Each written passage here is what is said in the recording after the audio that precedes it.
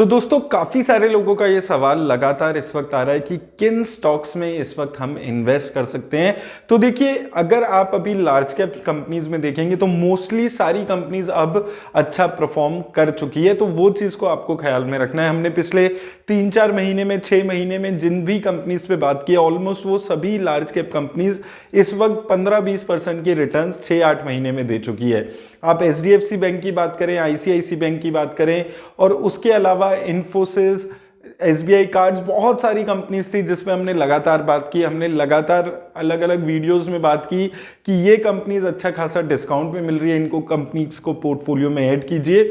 और जिन भी लोगों ने उस टाइम पे इन कंपनीज में ऐड किया है वो ऑलरेडी अच्छी रिटर्न्स पे बैठे हैं। लेकिन अब इन कंपनीज में at least ICICI bank, HDFC bank, Infosys, ऐसी जो भी कंपनीज पे हमने बात की थी, ये कंपनीज ऑलरेडी अपने हाई के आसपास पहुंचने लगी है। तो इन कंपनीज में इस वक्त बहुत ज्यादा फायदा नहीं है इन्वेस्टमेंट करने का। तो वो चीज को आपको यहां पर समझकर चलने की जरूरत है। अभी रिसेंट में एचडीएफसी लाइफ ने भी अच्छा खासा मूव दे दिया, 500-530 रुपए पे हम लगातार इस कंपनी पे बात करते हुए आए हैं। काफी सारे लोग बोल रहे थे क्यों लगातार आप इस कंपनी पे बात कर रहे हैं, तो वहां पर भी अब आपको 10-15% की रिटर्न एचडीएफसी लाइफ में भी देखने को मिल चुकी है। आईसीआईसी लॉम्बार्ड पे हमने लगातार 1100 के लेवल्स पे बात की, वो भी अब 100-125 रुपए ऊपर यहां पर चला गया। तो सारी ही जितनी भी लार्ज कैप स्पेस की कंपनीज थी जिन पे हम बात कर रहे थे, वहां पर रिटर्न्स आ चुकी हैं। और जो कंपनीज ऑलरेडी रिटर्न्स दे चुकी है वहां पर अब और ज्यादा एडिशन करने का कोई बहुत ज्यादा फायदा नहीं होने वाला। अब किन कंपनीज पे आपको फोकस करना है? स्मॉल कैप और मिड कैप कैटेगरीज की कंपनी, वो कंपनीज अच्छी रिटर्न्स अब दे सकती हैं। लेकिन स्मॉल कैप और मिड कैप कंपनीज में इन्वेस्ट करते हुए आपको रिस्क बहुत ज्यादा समझने की जरूरत है।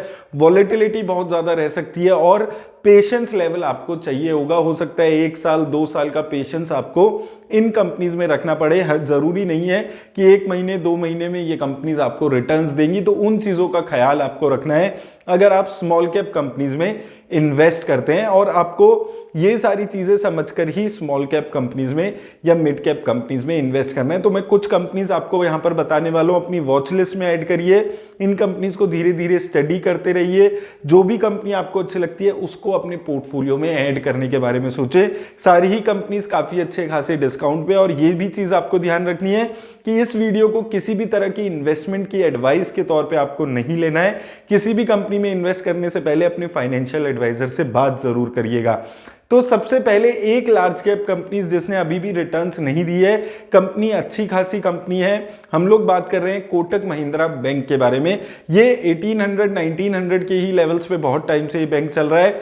ऑलमोस्ट सारे बैंक्स में रिटर्न्स अभी आ चुकी है। ICICI bank, HDFC bank, Axis bank, SBI, ये सारे बैंक्स ऑलरेडी अच्छी रिटर्न्स दे चुके हैं। लेकिन कोटक महिंद्रा बैंक में अभी भी रिटर्न्स नहीं आई है।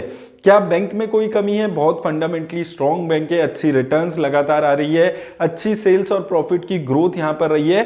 तो ये एक बैंक मुझे लगता है जहां पर एक लार्ज कैप कंपनी में आप अभी भी रिटर्न का स्कोप यहां पर हो सकता है। दूसरी कंपनी रिस्क है यहां पर ज्यादा, स्मॉल कैप की, इंडिगो पेंट्स। अब ये कंपनी अपने काफी ज्यादा गिरावट में आ चुकी है, अपने 52 वीक लो के आसपास चल रही है। 1300 के लेवल्स पे ये कंपनी आ चुकी है। और ये कंपनी एक ऐसी कंपनी है जो मुझे लगता है कि पेंट सेक्टर में अगर आपको अच्छी ग्रोथ चाहिए, पेशेंस रख सकते हैं, हाई रिस्क लेना है, तो इस कंपनी को देखने की जरूरत है। वैल्यूएशन वाइज अगर आप देखेंगे, ये company Asian paints, Berger paints, जितनी भी large cap mid cap category की पेंट कंपनीज है, उनसे भी सस्ती वैल्यूएशंस पे ये कंपनी इस वक्त मिल रही है। प्रॉफिट की और सेल्स की जबरदस्त ग्रोथ रही है। इस कंपनी की एक डिटेल्ड वीडियो मैंने सेपरेट की हुई है, तो बहुत ज्यादा डिटेल में इस वीडियो में बात नहीं कर रहा हूं। ये कंपनी एक आपको अच्छी रिटर्न्स दे सकती है। लेकिन वही चीज जो हमने स्मॉल कैप और मिड कैप में बात की है कि रिस्क बहुत ज्यादा होता है यहां पर, तो वो चीज को समझकर आपको इन्वेस्ट करना है। वॉलेटिलिटी भी बहुत ज्यादा रहने वाली है। तीसरी कंपनी दोस्तों जो यहां पर आती है वो भी एक ईवी सेक्टर की 2 कंपनीज में हम लोग बात करेंगे। पहला ओलेक्ट्रा ग्रीन टेक, ये कंपनी लगभग 50% डिस्काउंट पे इस वक्त मिल रही है। अगर आपको लगता है कि आने वाले टाइम में इलेक्ट्रिकल बसेस का बहुत ज्यादा चलन होने वाला है, धीरे धीरे गवर्नमेंट्स को ये कंपनी इलेक्ट्रिक बसेस सप्लाई कर रही है। बस जो प्रॉब्लम इस कंपनी के साथ है कि इनको एक 4000 करोड़ की कि इन्वेस्टमेंट में एक प्लांट लगाना है, लेकिन उस प्लांट को लगाने के लिए इन्वेस्टमेंट ये जुटा नहीं पा रहे हैं। इस नेगेटिविटी की वजह से इसके शेयर में गिरावट आ रही है। तो वो चीज आपको हमेशा से स्मॉल कैप कंपनीज में देखने को मिलेगी, क्योंकि छोटी कंपनीज हैं, अगर इनके पास फंड रेज नहीं कर पाएंगी, एक्सपेंशन नहीं हो पाएगा, तो वो न्यूज पे गिरावट इन कंपनीज में देखने को मिलती है। और स्मॉल कैप कंपनीज में इन्वेस्ट करते हो, यही एक रिस्क है जो आपको समझकर चलना है। वो ही चीजें होती हैं कि अगर ये छोटी छोटी चीजें इनकी सक्सेसफुल होती है तो शेयर दोगुना होता है, और अगर ये अनसक्सेसफुल होती है तो शेयर में गिरावट आती है। ये कंपनी भी एक ऐसी कंपनी है जो काफी फ्यूचर में अच्छा कर सकती है। इसके बाद एक आ जाती है कंपनी जो ईवी सेक्टर में स्पेयर पार्ट्स बनाने का काम करती है, और मेजरली इस कंपनी में गिरावट आ रही है क्योंकि ये कंपनी मेजरली यूएस और यूरोप में अपना माल सप्लाई करती है, और वहां पर हेडविंड्स होने की वजह से इस कंपनी में भी गिरावट आ रही है। सोना बीएलडब्ल्यू कंपनी काफी अच्छी यहां पर नजर आती है, फंडामेंटली स्ट्रॉन्ग कंपनी है, काफी अच्छी ऑर्डर बुक यहां पर नजर आती है। तो मुझे लगता है लॉन्ग टर्म इन्वेस्टर्स को इस कंपनी में अच्छी रिटर्न्स मिल सकती है, तो इस कंपनी पे भी आपको यहां पर नजर रखने की जरूरत है। और इसके बाद एक ऐसी कंपनी जो क्यूएसआर पे हमने बात किया था, हालांकि 170 180 के लेवल्स पे भी हमने इस कंपनी पे बात की थी।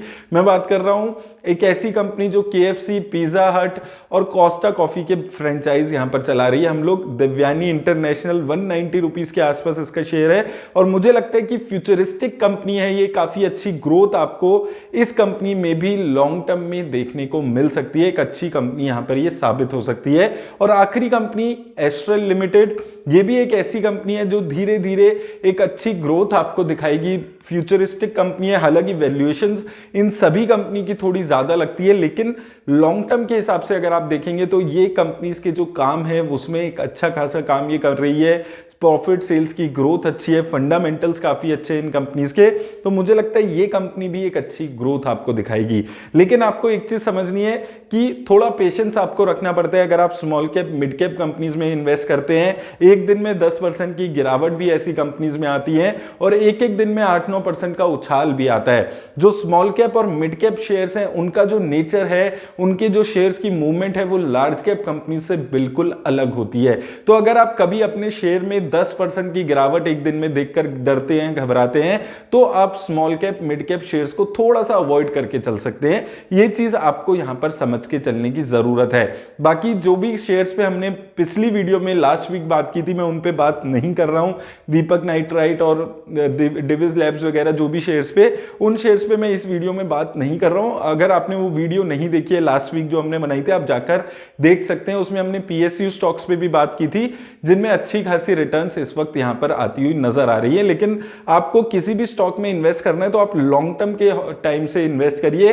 अगर आपको 5-6 महीने में इस मार्केट की वॉलेटिलिटी की वजह से रिटर्न्स अच्छी आती है तो अच्छी बात है, लेकिन फिर भी जब आप अपना टाइम हॉरिजॉन रखते हैं उसको एटलीस्ट 3-4-5 साल का रखिए, तभी आप स्टॉक मार्केट में एक अच्छी वेल्थ क्रिएट करेंगे। उम्मीद करता हूं इस वीडियो से हेल्प होगी। मेरी तरफ से बस इतना ही, धन्यवाद।